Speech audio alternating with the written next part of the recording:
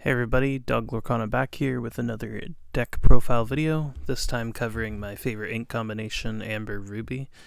It's not a Mufasa list this time.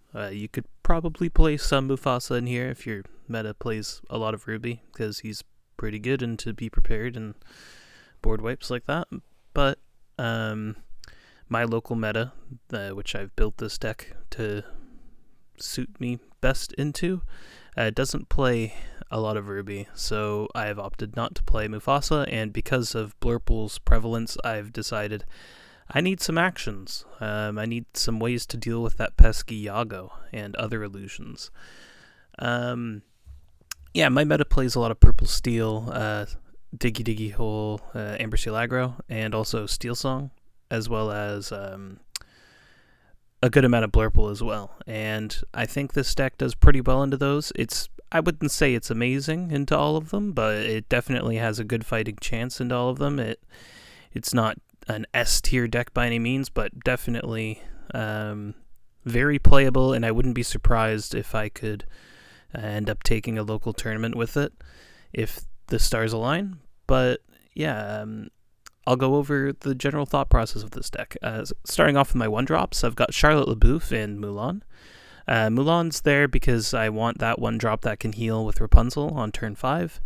I also have the Shift Mulan in the package. The Shift Mulan package in the deck, which is good into aggro decks. And also Mulan is super strong paired with the 2-cost Snow White, which heals 2 damage on play, allowing me to have 2/2/3s on turn 2 if I'm on the play without them being able to disrupt it unless they play Fire the Cannons. So if I can play Mulan into Snow White when I'm not against Cinderella or Rhino Shift, and they also have removal for my Mulan, I instantly gain board priority unless they have Belle Popsicle, which is rough. But yeah, it's just a really good way of generating good board presence. And then we also have Charlotte LeBouf as my other 1-drop, and she's in here mostly because of the Princess trait, because you'll see that I'm playing Wreck-It Ralph Admiral Underpants. When you play this character, you may return a character card from your discard to your hand. If it's a princess, gain 2 lore. So sometimes, I've got other princesses in here. So I've got 4 Snow Whites, 4 Mulans, 2 Shift Mulans, 4 Rapunzels, but if I don't see them, I might have a Charlotte in the discard. That's mostly the tiebreaker for her. She's a 1/3, so normally I'd be playing Minnie Mouse, always classy, the 1/3 Ruby one from set 1, but Charlotte being a princess, Minnie not, that's why I'm playing Charlotte over Minnie. There's a case that if you want to play the Floodborn Minnie in this list, you can play her instead, but I'm not playing her, so Charlotte is the one to go with because of that princess trait tiebreaker. Next, we are only on 3 Mother Gothels instead of 4 because I'm on 3 Teeth and Ambitions, so I don't need to have a character that enters with damage as much because Teeth and Ambitions will help me get that damage for the Rapunzel on a whim. And also, I am running 2 of the new legendary Tinkerbells because it helps me with reach if I do run into the 1 or 2 players locally playing Ruby in my meta. You might want to up the count of Tinkerbells if you are playing into a more Ruby-heavy meta locally for yourselves, but for me, 2's more than enough, and the main reason I'm playing her is because late game, after they've dealt with my board, I can play Tinkerbell Maui for 7 or Tinkerbell Maui Shark for 8 and gain 2 lore instantly. I could also Tinkerbell Prince John for 5, which is relevant. But yeah, it's just instant lore gain, which helps you with that reach. You could try with some other reach cards. My deck isn't tailored for a Ruby matchup, but if you need to, I recommend trying a Pirate's Life. I recommend trying Mufasa. They're just good reach cards. Next we have, so that's our 2-drops. The main reason we have 9 2-drops is mostly because we want to have a 2-drop on the board to help fight the board, or to sing Zero to Hero, or Be Our Guest in order to find what you need coming up. Next we have our 3-drops, we have 4 copies of Julieta Madrigal. When you're running 3 Teeth and Ambitions and you're running 4 Mulans, 3 Gothels, it's a pretty good card. And also, she is definitely the default over Pongo when you're running a lot of non-characters as your draw engine, aside from... Sorry, not draw engine, but as a draw card aside from Rapunzel. And next we have Prince John Frady Cat. He is an absolute beast. The only reason he's not a 4 of is because he's uninkable. And late game, he just is kind of awkward to have sitting in your hand. But he is a 5/5, and when an opponent plays a character, he takes 1 damage. So yes, he can still die to some pretty high roll Steel Song plays, or if they just have Endenal and Came Zeus. But most of the time he's sticking around, and he is a right on curve for Rapunzel, so you can, let's say you play Prince John, and they exert their aggro card, and they play 1 more character, and that aggro card has 2 strength, let's say it's a Piglet. Well, crash John into Piglet, Rapunzel, draw 3. Really good. Next we have Sisu, just really good vanilla stats, really good inkable, quests for 2, good into aggro, good into when you have to be aggro because quests for 2. It's just an overall good card. It's also got a great shift target with the Sisu, empowered sibling. She is my board wipe in the deck, especially when paired with a Painting the Roses Red. But yeah, she's a huge part of this deck, and that's why I'm on 4 copies of the 3 cost. Next, goes without saying, Rapunzel is by far the most valuable card in this deck. She is my only major draw engine in the deck. She draws me 3 cards, and she represents a good character to quest with. Yep, that's it. I'm only on 4 drops though, which is interesting. Initially, this was because I was in early testing playing 4 0 to heroes, so a lot of the time I was able to skip my 4-drop. But I've noticed that sometimes just playing a Sisu or a Prince John on 4, if I don't have the Rapunzel, is pretty good too, because a lot of the 4-drops in Amber Ruby, aside from Prince Eric, don't do a whole too much. There's the evasive Moana, who's great, who kills genies, but she can't kill Yagos. She can't kill half sharks. She can't kill... she's just a 4/3, and she's just a little awkward to play. And in that case, I'd rather play an action. Now that I'm no longer stuck on a Mufasa 60 character list. So yeah, I'm mostly in... I don't think I'm missing the 4 costs currently. There is a case to be made for some of them, but I think the 3 cost Prince John and Sisu are a lot more powerful than most of the 4 costs I'd be playing anyways. And next we have Maui Hero to All. I'm running 4. You probably want to tone that down a bit if your meta isn't as steel heavy as mine is. My meta loves steel and aggro decks, so I definitely need the Maui to help me. But yeah, that's why I'm running him. If you're into a more Ruby-based meta, I would probably cut a couple of him back and maybe play some Mufasas or something. Because yes, I'm on a lot of actions, but the threat of him flipping is a lot of the times good enough. Next, we have Maui Half Shark, and the reason I'm only on 2 of him is because a lot of the time in my meta, he's answered almost right away. Like into Blurple, they play Hades. Into Steel Song, they play, and then along came Zeus. Into Diggy, they'll play... Well, first of all, he's very slow into Diggy, so I'm usually not even playing him. I'd rather play a different card that can help deal with their board a little sooner, but otherwise, they could just play Strength of a Raging Fire. There's just a lot of answers to him right now, so that's why I'm only on 2. But he's still really good to have in the deck. He's also technically Reach. I can play him plus a 0 to Hero, or him plus a Painting the Roses Red, or any of my actions together to gain a lore instantly, which is very relevant. But yeah, I like him. Yeah, I can play him pretty early with a 0 to Hero as well. And we'll go over some 0 to Hero lines when I get to that card. Next, we've got Mulan Elite Archer. She's a good anti-aggro tool. She's also good at surprising your opponent if your opponent doesn't fully understand your list. You can shift into Mulan and wipe their board, and then all of a sudden, automatically, basically instantly win the game by doing that. Next, we've got Surfer Stitch. He is a really good big body that draws me 2 cards. Love him. I'm only on 3, mostly because I have a lot of other draw in this deck. There's definitely a case where you can up 1 and reduce, like maybe a Julieta or maybe one of your actions, but I've been enjoying him at 3. And then we have Wreck-It Ralph, Admiral Underpants. He is a absolute beast for me.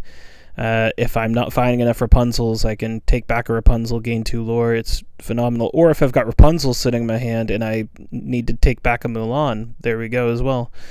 And I gain 2 lore in the process while establishing a 6/7 body that quests for 2. It's just such a good card.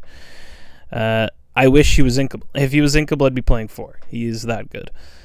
Next, we have Sisu, my main board wipe. My only way of having a chance into green steel, honestly, is getting her out there. Into Blurple as well, dealing with a wide board of genies. He does a lot of work. Really good card. Next, we are on 4 Brawl right now because I need an answer to Deceiver of All when it's played. I also sometimes am not in a good position for my opponent to wheel me, and they play Aerial, and I will just play Brawl. And it's also good at just having that spot removal. It hits the Inkwell most of the time, but sometimes you absolutely need this card in your opening mulligan, or you just lose, so I keep it.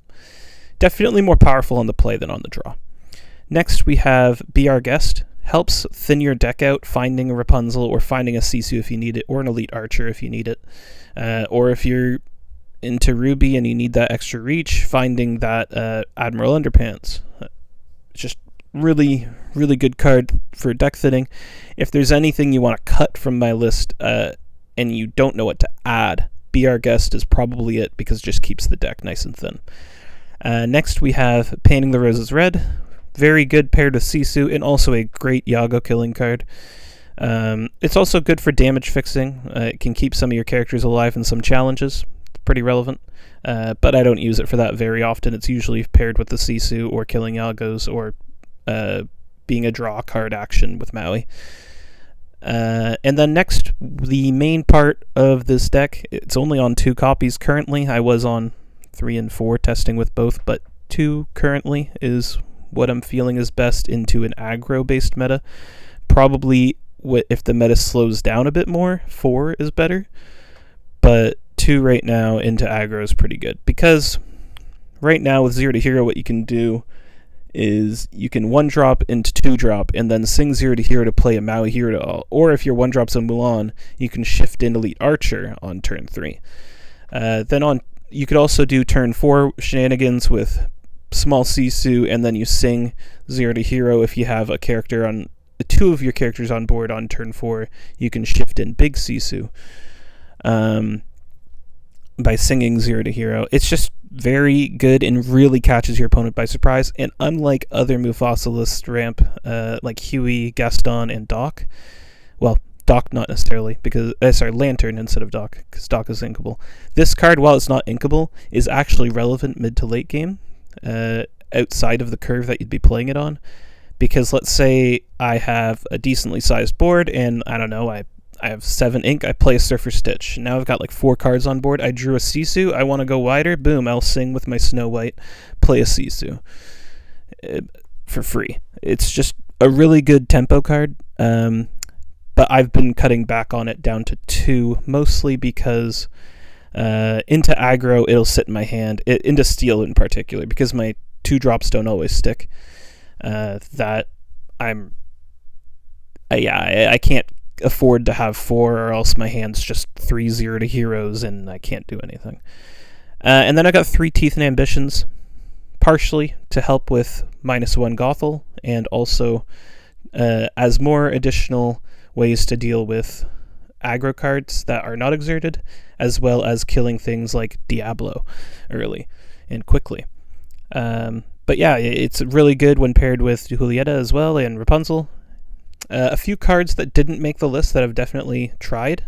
Prince Eric on 4, very good, especially paired with Teeth and Ambitions. And I think, what else? A Pirate's Life is another good reach card, and then Mufasa, like I talked about earlier, if you're into Ruby. But yeah, this is the list that's working for me locally. I definitely recommend trying your own way with this list. But because of Blurple's prevalence, I can't really get away with the Mufasa deck. I can't have a bad matchup into Green Steel and Blurple. It's when both of them are so popular right now, especially locally for me, I have to be able to beat one of them, and this deck beats Blurple. Green Steel, still not fully sure if it wins a decent amount against it. It's gotten better because Teeth and Brawl, but it's still not a good matchup, I don't think. Anyways, yeah, we'll go right into mulligans and overall early play patterns here. Alright, so I'm using Ink Plans. Great website for testing out mulligans and your early turns. So we'll draw our 7, and then I got a mulligan. So we're going to keep Rapunzel. Great card. We don't have a 1 cost. If I had a 1 cost, I would keep 0 to hero so I could Bowie early. Let's just assume we're into some form of steel aggro, which is most of my games locally lately. We need to find a 1-drop. We have a 2-drop in Gothel, but she's not very good. So we're going to get rid of her. We're going to get rid of 0 to hero because we're getting rid of our Gothel. We're going to keep a Sisu, and I'm going to actually probably cut the Maui because I don't have the 1 and 2-drop. If I had the 1 and 2-drop, I would have kept the Maui. But here, basically, we have our big body on 3. We have our Rapunzel. We just need our 1 and 2-drop. We do it. We mulligan, and we end up not finding our 1-drop, but at least we have a Snow White that hopefully sticks. So turn 1, let's say we're on the play. Here, looking through, this Half Shark is not going to be played relevant at all anytime soon, so we'll get rid of that. And then we pass. So we add our turn. We got a Tinkerbell, but let's say we're into Steel aggro. This is where things would diverge a bit. If you're into Ruby, you'd play the Tinkerbell because you can play Prince John or Sisu the following turn, exert them to gain 2 lore. But let's say we're into Steel. Tinkerbell's going to die on arrival due to Steel songs. And then I'm just going to play a Snow White so I can get a character on board. Next, we got a Ralph. So here we're in a rough situation ink-wise. And it kind of comes down to what the board state is. Do you need to play Brawl on something? Are they playing Aerials? Are they playing Piglets? Or do you need to establish board presence? Whichever choice you make, you're inking either the Sisu or the Brawl, and you're playing the Prince John, because the Prince John is your best way to get Rapunzel value this way. So let's just say I'm inking the Sisu, and we'll play the Prince John. And then we'll add a turn. Let's hope that the Prince John lives, and in this case it's ink Julieta, and then play Rapunzel and heal whatever's on the Prince John. And Prince John would challenge to increase the amount healed to draw more. Let's just say we managed to draw, 2. There we go. Because let's say Prince John challenged to Daisy. And yeah, so after this, the game kind of becomes hard to plan without seeing the board state, but yeah, this is the overall gist of the deck. And yeah, I've got some gameplay recorded that I've played against my friend Quantum on YouTube. I will be posting those later on, and I hope you guys like this type of content. I've put a lot of effort into building this deck, a lot more than my previous deck profiles. This one I've treated with a lot more scrutiny, but yeah, let me know what you guys think. Let me know if you guys play something similar. Let me know if you guys have any suggestions for the list or have any questions about the list. I'm happy to help. And yeah, I'll see you guys in the next video. Thanks. Bye.